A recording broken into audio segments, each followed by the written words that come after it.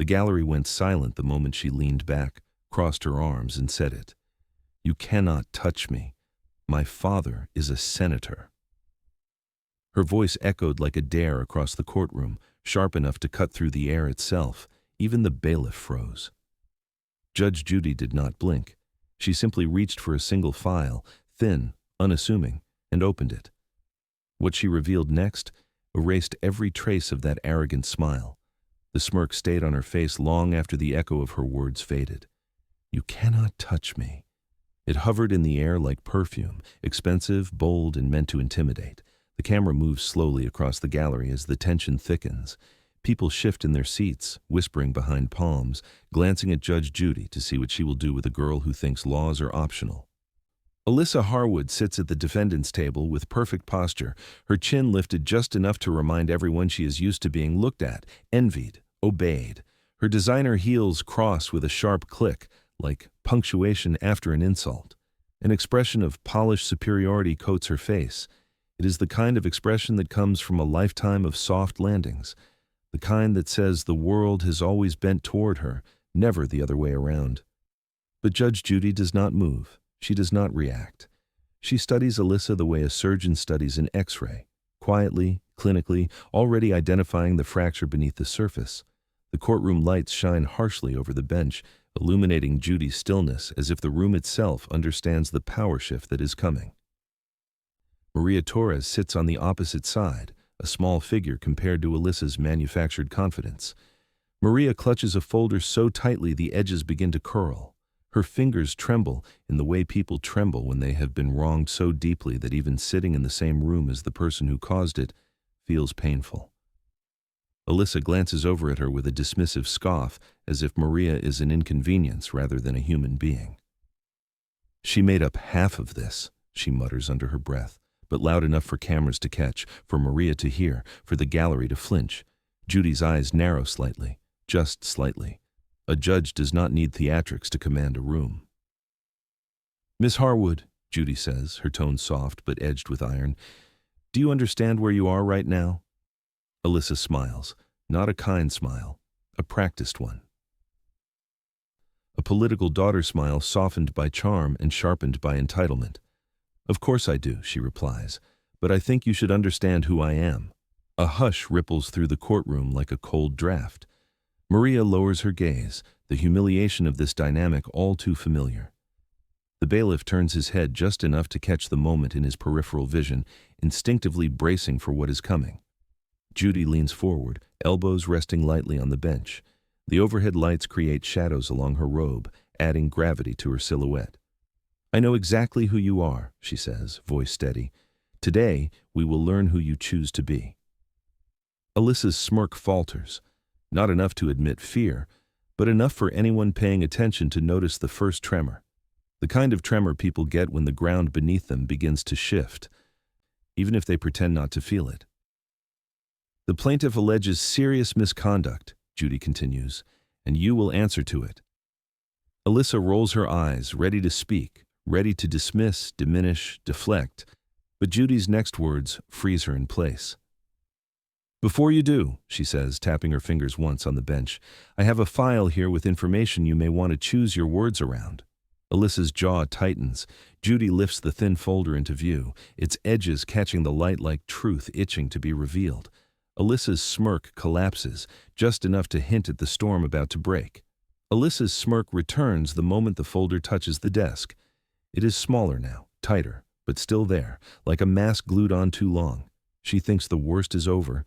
She has no idea the truth is only beginning to breathe. The courtroom air feels warmer, heavier. A low hum settles over the room, as if everyone senses the widening gap between Alyssa's confidence and reality. She leans back casually, tossing her hair behind her shoulder with a practiced flick. Her expression carries the arrogance of someone convinced rules are made for other people. Maria watches quietly from across the aisle, eyes lowered. Her hands fold around her papers as though she is holding pieces of her own dignity together. A small tremor moves across her fingers, one she tries to hide by tucking her hand beneath the folder. She has spent months reliving the collapse of her internship, each memory a weight pressing into her ribs. Alyssa's voice slices into the silence. "Maria, really," she says, loud enough for the gallery to hear. "This entire thing is ridiculous. You know you never had the skill set for that position." Maria's chest lifts with a slow, painful inhale. She does not respond. She has learned that arguing with people who believe they cannot be wrong is like trying to outrun a shadow. But Judy responds for her. "Miss Harwood," Judy says, her tone sharp enough to turn heads, "I do not recall inviting commentary." Alyssa's brows rise with feigned innocence. "I was simply stating the truth," she answers, shrugging lightly. Judy tilts her head in a way that makes the gallery lean forward. "Whose truth?" she asks.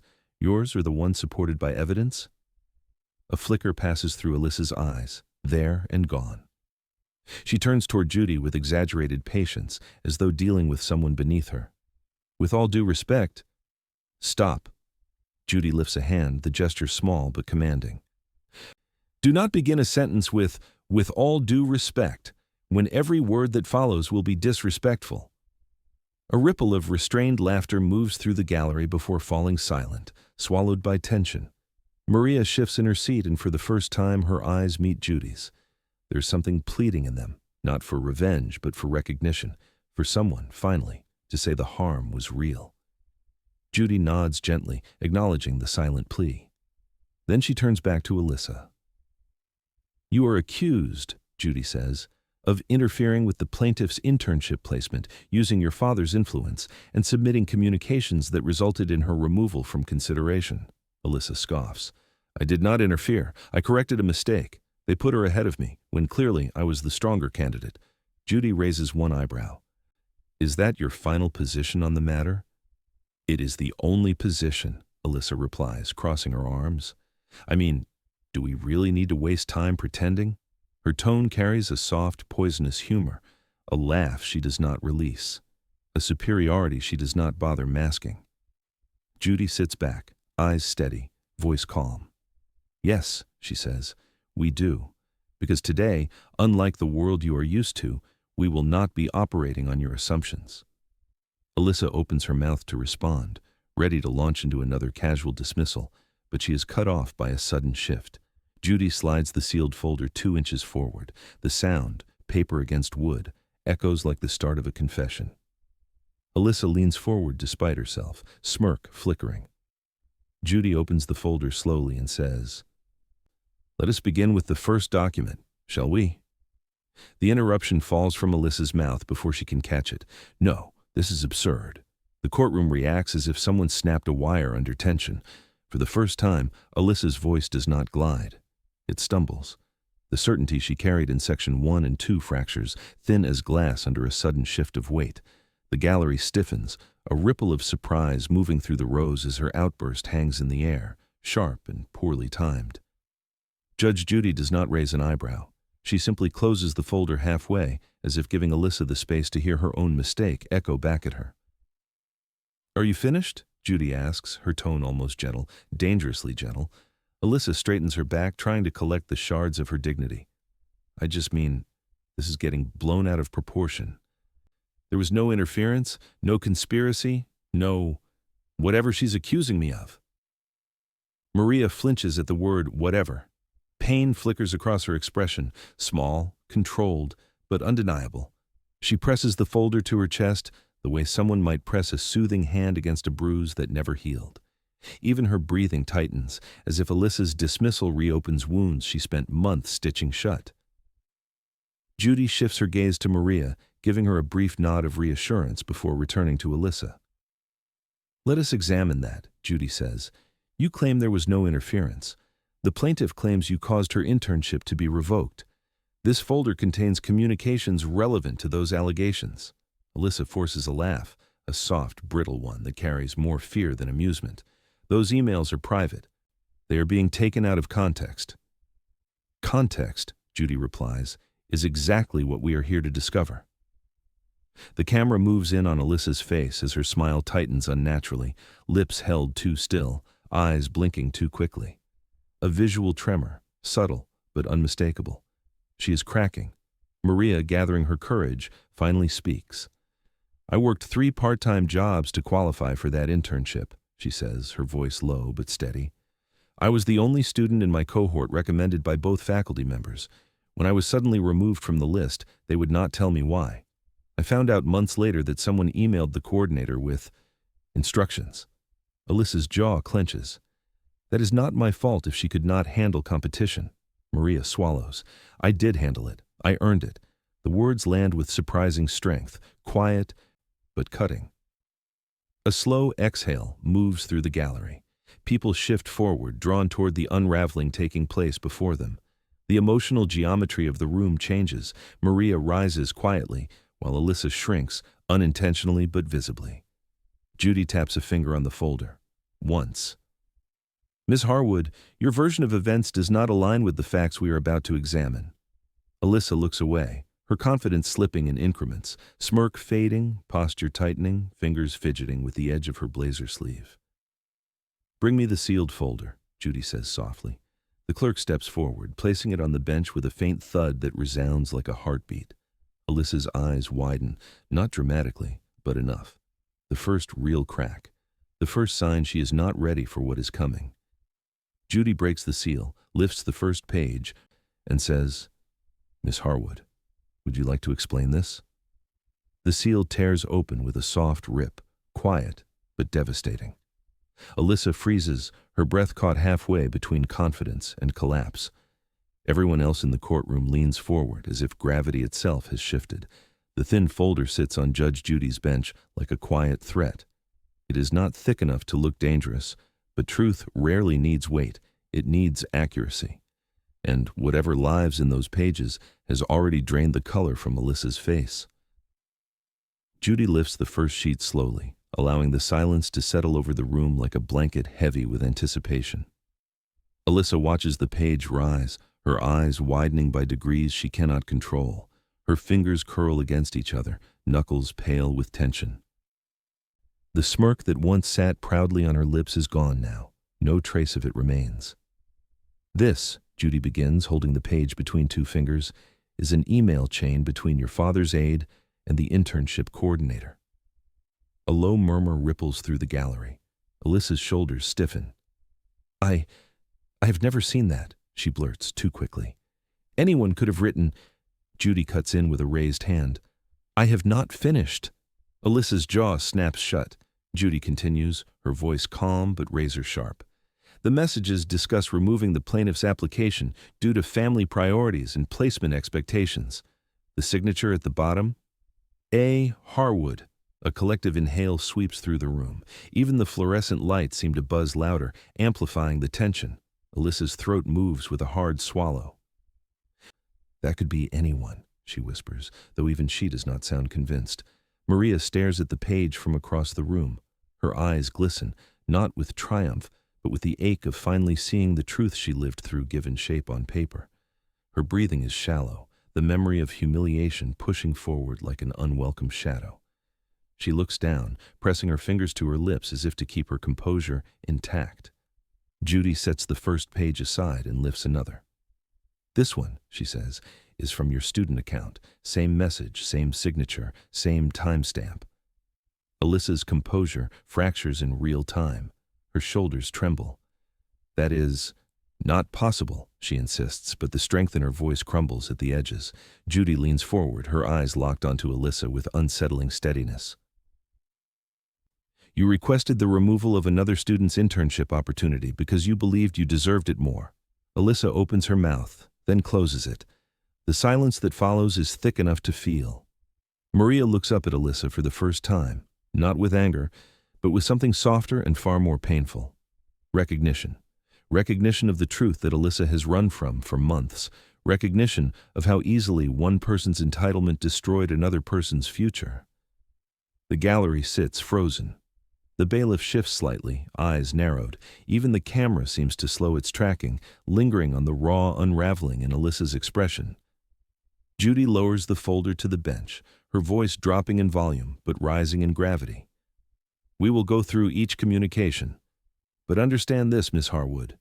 The truth has a habit of surfacing, even when buried by power. Alyssa's breath hitches. Judy taps the edge of the folder once and asks, "Now, would you like to explain this email?" Judy lifts the email and begins to read. Each word lands like a strike, steady and undeniable. By the second sentence, Alyssa's face has already begun to fall apart. "The applicant Maria Torres should be removed immediately," Judy reads aloud, her voice calm but cold. "Senator Harwood expects Alyssa to be placed in the remaining slot. Do not contact Maria regarding this change." A collective gasp rolls through the room. Alyssa's spine collapses inward, as if someone pulled a thread hidden inside her posture. Her hands reach for the table, fingers trembling. The confidence she walked in with, polished, practiced, rehearsed, begins melting like wax under a heat she never expected. That is not, I did not write that," she blurts, too quickly, too desperately. Judy sets the paper down with slow precision. "This message was sent from your personal university account." Alyssa's mouth opens, but no words come out. A faint tremor moves through her lower lip. She looks down at her hands, as if surprised to find them shaking. Maria watches the unraveling with a conflicted expression. Relief mixes with grief. Validation sits beside the memory of lost opportunities. Her eyes glisten, but she does not look triumphant, just tired. Tired of fighting to prove something she always knew. Judy lifts a second page. "This message," she continues, "references your father's aide confirming your request. It also states, and I quote, 'Alyssa insists she cannot lose to her. She will not accept being second.'" Alyssa closes her eyes. The softness in the gesture is startling, a flash of the girl beneath the arrogance, the one who never learned how to fail without hiding behind someone else's power. "That was taken wrong," she whispers. "How?" Judy asks. "Explain to me how a message instructing someone to remove a student's application because you wanted the slot is wrong. I am listening." Alyssa opens her mouth again, her voice barely more than a sound. I thought they would not actually do it. I was frustrated. People say things when they are frustrated." Judy tilts her head slightly. "People say things. They do not send formal emails directing staff to sabotage another student's future." A flush creeps up Alyssa's neck. Her breath comes uneven, quick, shallow, the breathing pattern of someone realizing the ground beneath them is no longer steady. Maria's quiet voice cuts into the tension. "I lost the internship," she says softly. "My professor told me to try again next semester. They said the program went with someone more qualified. They meant her." Alyssa flinches. Judy's gaze sharpens. "Miss Harwood, you orchestrated the removal of a deserving student to secure a position you did not earn. That is not frustration. That is manipulation." Alyssa shakes her head instinctively, eyes glassy. I did not mean for it to ruin her. I could not stand losing again." The courtroom absorbs that confession, the first true admission, thin but authentic. Judy leans forward. "What you could not stand, Miss Harwood, was being accountable." Alyssa's breath falters. Judy picks up one more page, a final message, and says, "Then explain why you also sent this." Alyssa stares at the page in Judy's hand as if it is alive. Her lips part, but no sound comes out. For the first time, the courtroom sees fear, not the fierce kind, but the kind rooted in truth catching up. The paper trembles slightly between Judy's fingers, though not from her hand, from the tension radiating through the room. Every pair of eyes is locked on Alyssa as she tries to assemble whatever fragments remain of her once flawless composure. Judy clears her throat and begins reading. "Remove Maria permanently. She is not on my level. Signed, A. Harwood." Alyssa's face drains of color.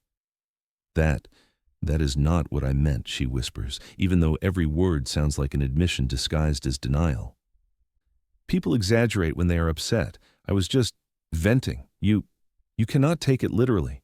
Judy lowers the page slowly. "Miss Harwood, you did not send this to a friend. You sent it to a program coordinator." Her tone sharpens without raising volume. "This is not venting. This is instruction." Alyssa swallows hard, her throat visibly constricting. She clasps her hands together, squeezing them tightly on the table. I assumed it would not matter. My father, he told me." She stops, realizing she has said too much. Judy leans forward. Finish the sentence. Alyssa's lips press closed, trembling. Maria sits across from her, her expression a soft ache. She does not enjoy what she is seeing. She does not revel in the unraveling. Her eyes are damp, but she holds them still, as if letting herself feel anything too deeply would invite memories she has fought to bury. Her voice emerges, quiet but steady. When they pulled my application, they said I lacked professionalism. She pauses, breath shaking. I spent weeks wondering what mistake I made. The words strike harder than any accusation. Alyssa flinches, tears gathering but refusing to fall. I did not mean to ruin your life. I just wanted, her voice cracks. I just wanted to win something for once. The gallery shifts, startled. It is the most honest thing she has said all day. Judy's expression softens only slightly, her authority still present but shaped now by understanding rather than anger. Wanting to succeed does not give you permission to destroy someone else. Alyssa bows her head, shoulders shake once, not a sob, but the start of collapse. Her voice drops to a whisper. Can I call my father? Judy's answer is immediate. No, he's not on trial. You are. Alyssa squeezes her eyes shut, a tear slipping free despite her effort to swallow it. She has spent years standing behind her father's influence like a shield, but shields become cages when truth arrives. Judy takes a breath and sets the papers aside. Miss Harwood, lying now will only deepen the consequences. You need to understand that. Alyssa nods slowly, barely moving. I do not want to lie anymore, she mutters, sounding young, small, unprepared for her own vulnerability. Judy studies her with a mixture of firmness and quiet empathy. Then tell the truth. Alyssa opens her mouth. No words come. She inhales shakily. I want my father here, she repeats. Judy's voice cuts through the stillness. No, Alyssa, today you stand alone. Alyssa's plea for her father still hangs in the air when the silence shifts. It is no longer the silence of arrogance collapsing. It is the silence of someone realizing the shield they trusted was never meant for protection. Alyssa straightens slowly, wiping a tear with the back of her hand, careful not to smudge the expensive makeup she applied this morning with full confidence that she would not need to cry. Her breath is shaky, uneven, a rhythm out of sync with the room around her. The defendant, who once sat tall, now seems to be shrinking into the chair, as if the wood beneath her is trying to swallow her whole. Judge Judy folds her hands. Her gaze is steady, unblinking. I understand you believe your father's presence would change the gravity of this, she says calmly. But this is not a political arena. This is a courtroom. The gallery reacts with a faint ripple of whispers. The shift in tone is unmistakable. Judy has drawn a line, and Alyssa is standing right on it. Alyssa wipes her nose delicately, as if trying to preserve any remaining shred of dignity. You do not understand, she mutters. My father always handles things. That is how this works. Judy tilts her head, studying the fragile honesty in those words. That may be how your world works, she says, but it is not how justice works, not here. Alyssa's eyes flicker. Panic, confusion, the faint glimmer of someone who has lived her entire life in the shadow of influence, protected from consequence by a man who used power like armor. Maria watches with conflicted emotion. She expected deceit, maybe cruelty. She did not expect to see a young woman unraveling under the weight of a life built on expectations she never chose. Still, the pain Maria carries is real. The tremble in her hands, the memories of emails unanswered, opportunities gone. I was not trying to ruin her life, Alyssa whispers suddenly, looking at Maria. I thought, her voice cracks. I thought I had to be perfect. My father said being second meant being nothing. The words hit the courtroom like a blunt truth, heavy, human. Maria's eyes soften, only slightly. Not forgiveness, just recognition of the fear behind the harm. Judy leans forward. So, you believed your father's influence gave you permission to rewrite someone else's future? Alyssa nods, a tiny, broken motion. It always has, she admits. Doors open for me. People listen. They do whatever he wants. Judy's voice sharpens. And you thought that extended to me? Alyssa's gaze drops to the table, shame washing across her features like a slow, inevitable tide. I hoped so. A beat of silence. A heavy one. Judy exhales through her nose, a long, controlled breath that signals both disappointment and resolve. You will not be protected here by your father, by his title, or by your last name. The truth stands alone. Alyssa blinks, overwhelmed. Judy nods toward the clerk. Bring me the second document. The clerk steps forward, placing another sheet on the bench. Alyssa's eyes widen, not in surprise, but in recognition. She knows what is coming. The truth she buried with months of denial is about to rise again. Judy lifts the page slowly. Alyssa's face drains as if the words are already echoing in her mind. This, Judy says, is the second part of your involvement, and it is worse than the first. The lights dim just slightly as the clerk rolls in the monitor. Alyssa's breath stalls. Her eyes lock onto the screen like it is a countdown to her own undoing. Judy nods once. The clerk presses play. A low hum fills the courtroom speakers before the video appears. A crowded living room, soft music, the shaky footage of a phone camera. The scene is a college party. Dim lights, half-finished drinks on a table, laughter bouncing off the walls with careless ease. Alyssa stands in the center of the frame, flawless and confident, surrounded by students who orbit her like planets around a star they cannot get close to. Her smile in the video is different from the one she wore in court. It is looser, unguarded, the smile of someone who believes she will never face consequences. She lifts her glass, laughter spilling out in a sharp, bright tone. Maria Torres? Video Alyssa scoffs loudly. She actually thought she had a chance. My dad fixed it, obviously. The room erupts with casual laughter, the kind that stings more than cruelty. A gasp sweeps across the real courtroom. Alyssa's hand flies to her mouth as if she can physically push the words back down her throat. Tears gather at the corners of her eyes, the beginning of a fall she can no longer stop. On the screen, she keeps going. I told them to delete her app, like, gone. She should thank me. She never belonged in that room. Another round of laughter follows, cruel and effortless. Maria turns away from the screen, her shoulders curling inward as the memory slices deeper. Hearing the truth is one thing. Witnessing her own humiliation turned into entertainment is another. She presses a shaking hand to her heart, breathing through the ache. Judy watches Alyssa, not the video. She does not need to see the footage. She is studying the reaction, the shrinking posture, the trembling breath, the collapse of someone who spent years standing on borrowed authority. When the video ends, the room sits in a stunned paralysis. Even the cameras stop moving, as if technology itself refuses to interrupt the silence. Alyssa's voice emerges as a tremor, fragile and unfamiliar. I did not know anyone recorded that, she whispers. Judy responds with ice-edged clarity. You did not know someone would hold you accountable. That is different. Alyssa covers her face, fingers curled like she is trying to shield herself from the person she was on that screen. Her breaths come in rapid, uneven bursts, the kind that reveal panic, not entitlement. Maria wipes her eyes quietly, her voice strained when she finally speaks. That was my future, a joke at a party, a punchline. Her pain hangs in the air, raw and human. Judy turns back toward Alyssa.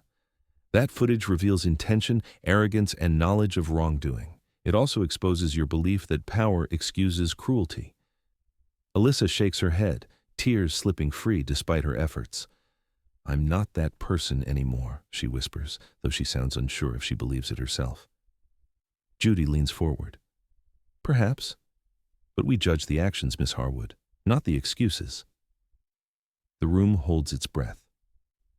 Judy presses pause on the final frame, Alyssa laughing at her power. Untouchable? Judy says quietly. Let us test that. The paused frame still glows on the screen. Alyssa mid-laugh, frozen in the arrogance she can no longer outrun. But the girl sitting in the courtroom is nothing like the one in the video. Her collapse begins with a single broken inhale. A soft tremor moves across Alyssa's shoulders. She tries to disguise it by adjusting her blazer, but the movement is too frantic, too unsteady. The The courtroom watches, not with cruelty, but with the stunned quiet that follows moral impact. The truth has landed, and its weight is visible on her skin. Judy folds her hands slowly, giving the silence permission to settle. "Miss Harwood," she says, "I'm going to ask you one question. Answer it honestly." Alyssa nods, though her expression is far from steady. "What?" Judy asks. "Are you truly afraid of right now?" The question slices deeper than any accusation. Alyssa opens her mouth. Nothing comes out. Her lips tremble. Her eyes grow glassy, the way mirrors fog before they crack. She swallows, voice fragile. "I do not know what happens to me now." Her honesty startles even herself. Maria watches her carefully, a mixture of empathy and ache tightening her features. She came here to seek truth, not to watch someone disintegrate. Yet the unraveling feels like a long-delayed shift in balance, consequence finally chasing entitlement and catching it. Judy leans back. "That fear you feel?" Maria lived with it for months. Maria's breath hitches. Alyssa looks down, unable to meet her gaze. "I did not think it mattered," Alyssa whispers. "I thought she would be fine. People like her always bounce back." Maria lifts her head slowly, eyes burning with held-back memory. "People like me?" she repeats, the words shaking. "Do you know what it felt like getting that rejection email? Do you know what it felt like watching everyone move forward except me?" Alyssa's breath stutters.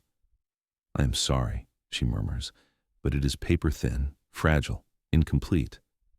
Maria continues, voice breaking in places but pushing through anyway. "I worked for that opportunity. I earned it, and you stole it because you were afraid of losing." Alyssa flinches hard. The truth hits her like a physical blow. Judy lets the moment breathe, long enough for the weight of Maria's words to settle into Alyssa's chest. "Miss Harwood," Judy says quietly, "fear does not justify cruelty." Alyssa wipes at her face with a trembling hand. "I do not know why I did it," she whispers. I panicked. I knew she would outperform me. I knew I would disappoint my father again."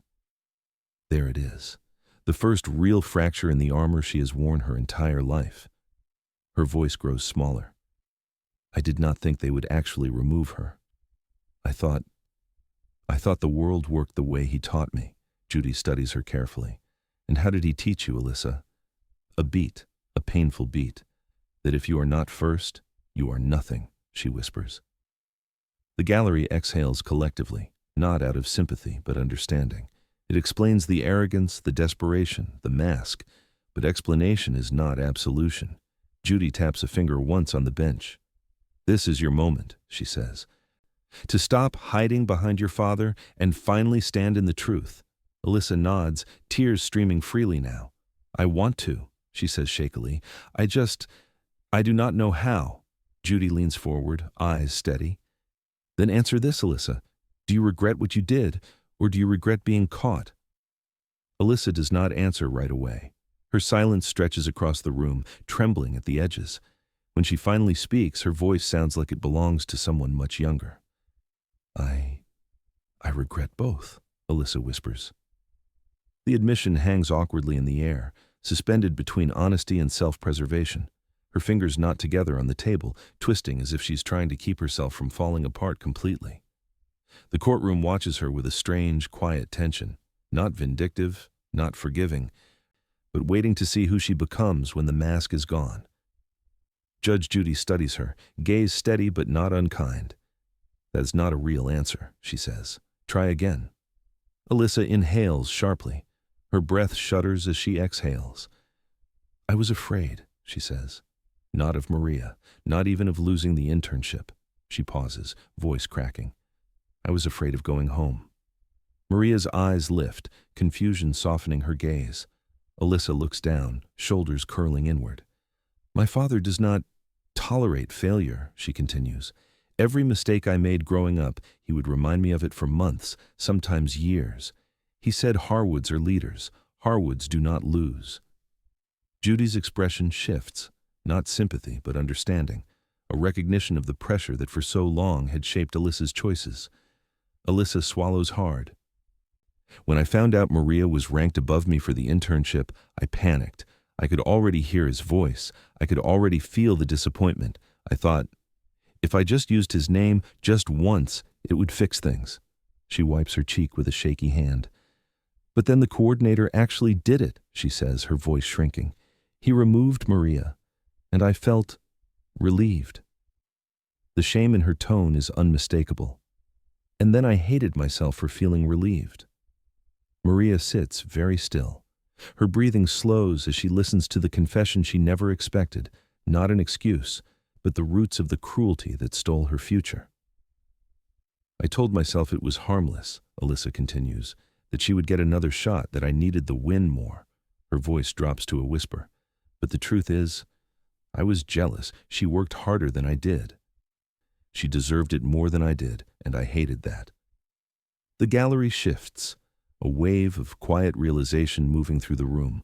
Alyssa was not just entitled, she was scared, terrified, trying to outrun the shadow of a man who taught her that value only comes from victory.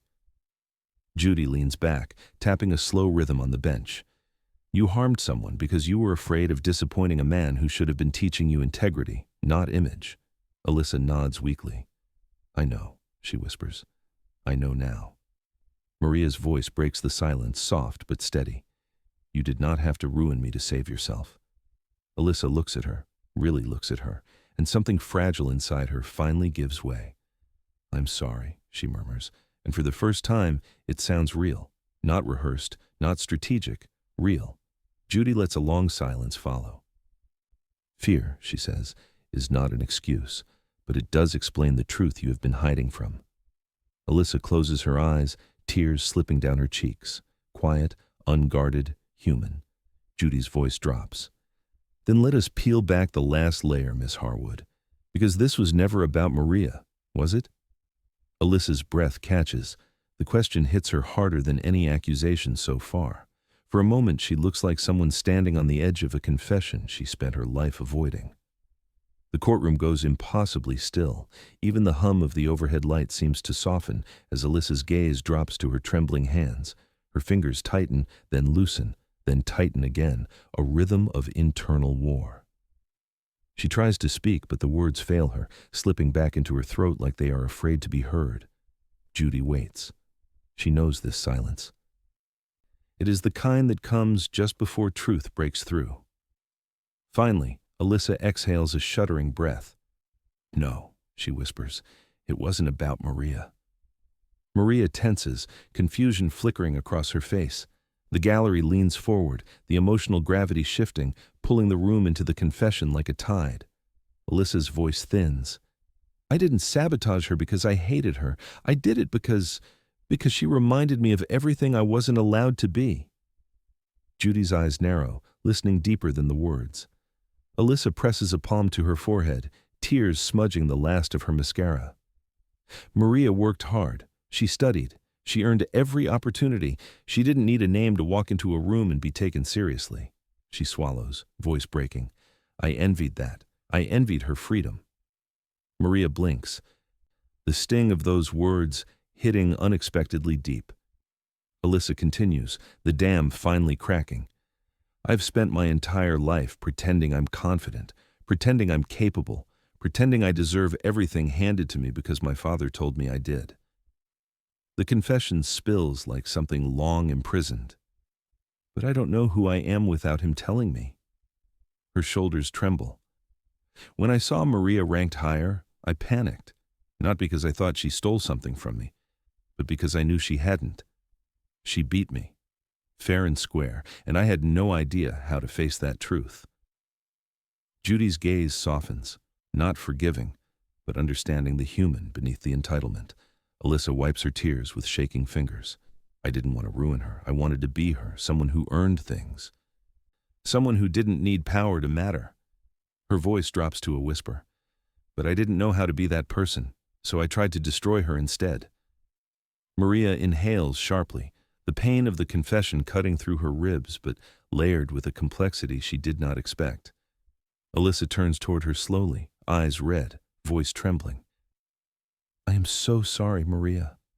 Not because I got caught, not because this is embarrassing. I'm sorry because I took something from you that I could never earn myself. A deeper silence falls over the room.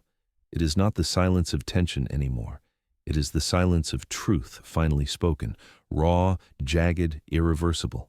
Judy leans forward, elbows on the bench, voice low with gravity. "Miss Harwood," she says, "this is the first honest thing you have told me today." Alyssa nods weakly.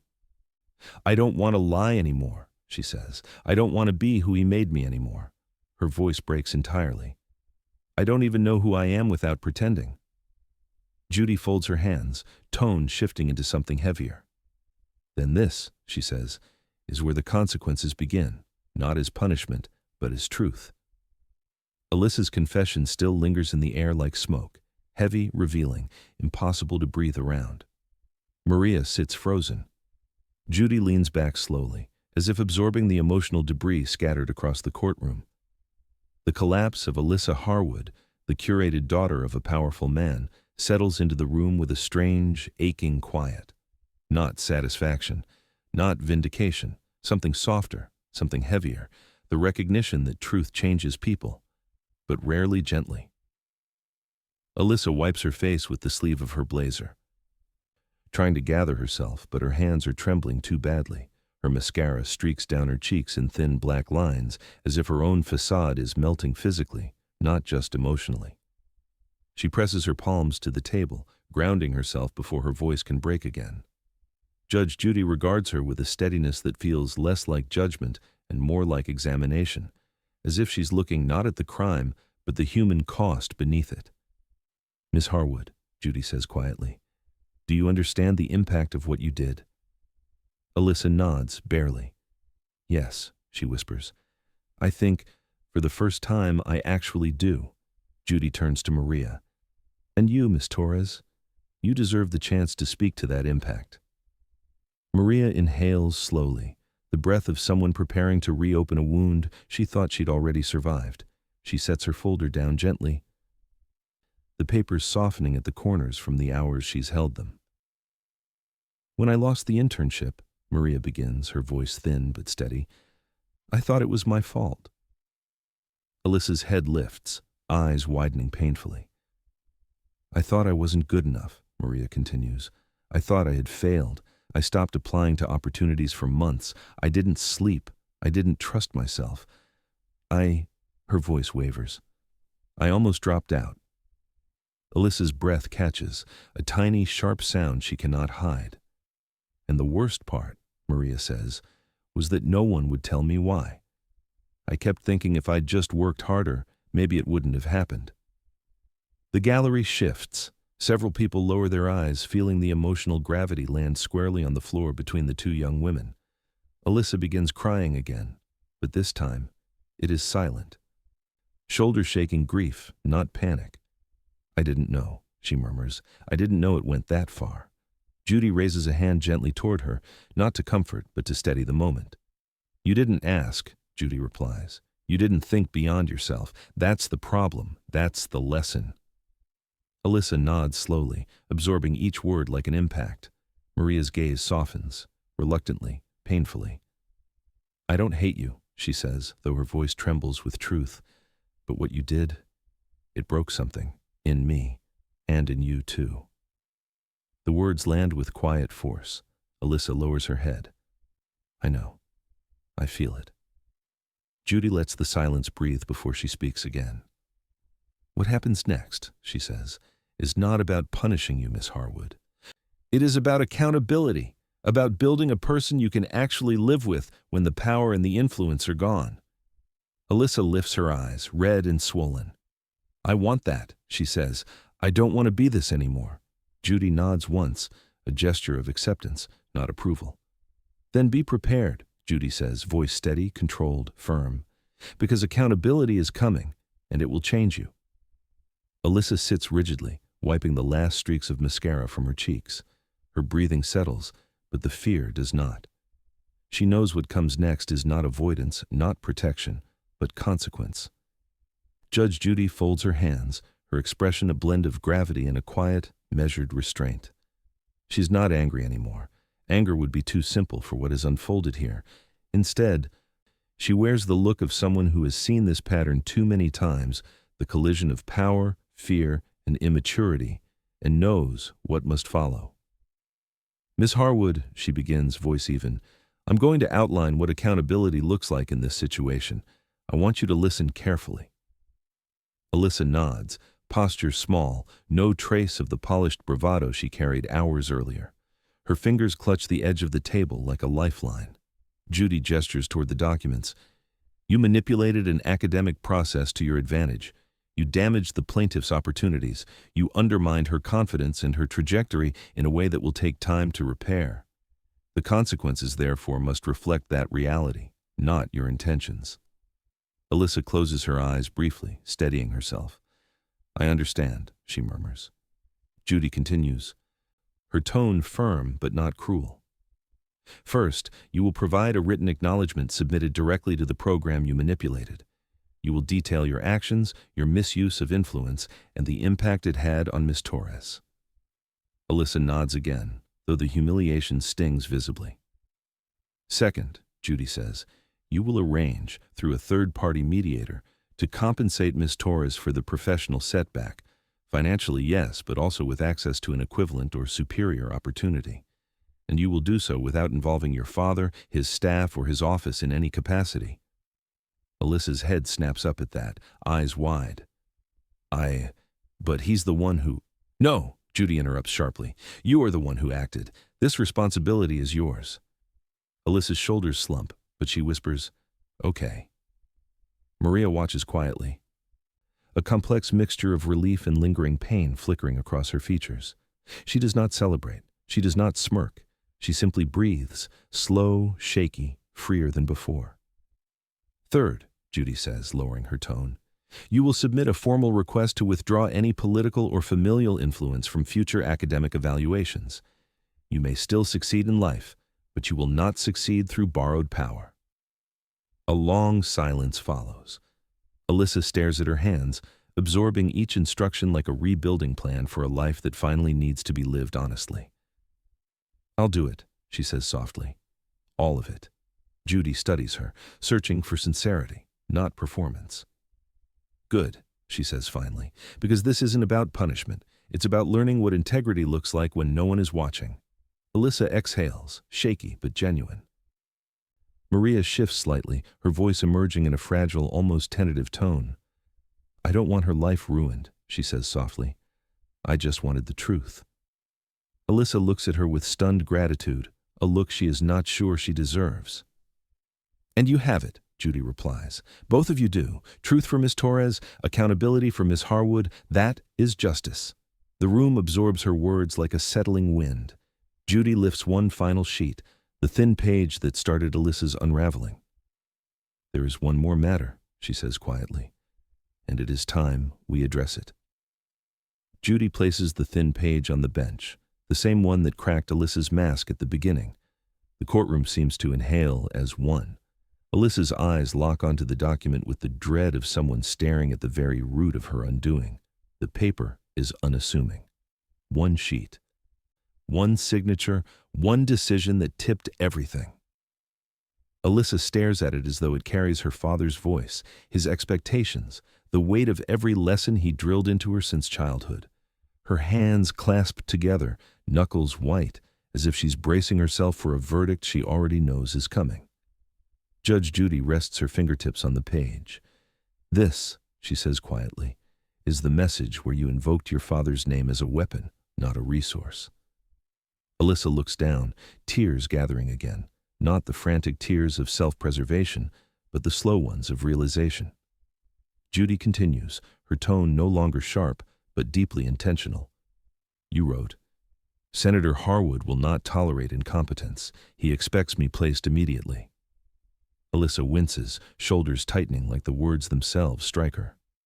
"This sentence," Judy says, tapping the page lightly, "tells me more about your life than your hours on that stand today." The gallery goes silent. Even Maria sits straighter, not sure where this is heading. Judy leans forward, voice steady, controlled, but softened at the edges in a way that subtly shifts the room. "Your father taught you power, influence, image, winning." She pauses.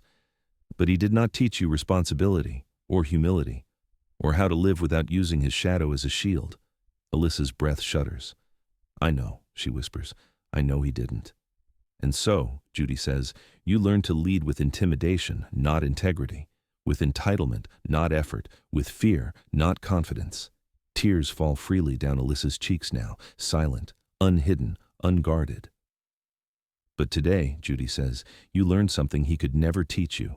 Alyssa lifts her eyes, searching. You learned that accountability, Judy says, is not the enemy of strength, it is strength. Alyssa's lips part, a soundless breath escaping, a breath of understanding, of something inside her shifting for the first time. Maria watches, her own eyes softening again, not in forgiveness but in witnessing a transformation she never expected. The rigid, polished daughter of a politician now looks like a young woman stripped down to who she really is. Judy sets the document aside. This paper represents your old life, she says, one built on someone else's power, someone else's rules, someone else's voice. She points gently toward Alyssa. But the consequences I gave you today, those belong to you, and so does the chance to start over. Alyssa nods, wiping tears slowly, as if absorbing every word like a truth she has waited her whole life to hear without knowing it.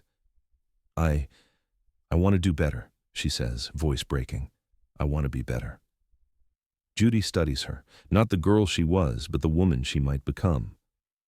And you can, Judy says softly, but only if you stop living as a reflection of your father and start living as yourself. Alyssa covers her mouth, overwhelmed. The courtroom is completely still. Judy raises her gavel.